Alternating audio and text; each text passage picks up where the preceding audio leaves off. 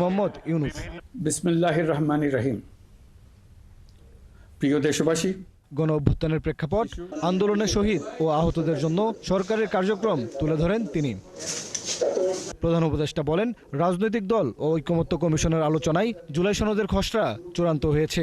সংস্কারের ক্ষেত্রে আমরা আমাদের লক্ষ্যে পৌঁছাতে পেরেছি। ঐকমত্য কমিশনের পরিচালনায় দেশের সকল রাজনৈতিক দল মিলে দীর্ঘদিন ধরে প্রতিনিয়ত আলাপ আলোচনার ভিত্তিতে জুলাই সনদ চূড়ান্ত হওয়ার পর্যায়ে এসছে। তিনি জানান, উপস্থাপন করা হয়েছে জুলাই ঘোষণাপত্র। একই সাথে জুলাই গণহত্যাকারীদের বিচারও দৃশ্যমান হচ্ছে। এমন প্রেক্ষাপটে গণতান্ত্রিকভাবে ক্ষমতা হস্তান্তর করতে চায় অন্তর্বর্তী সরকার।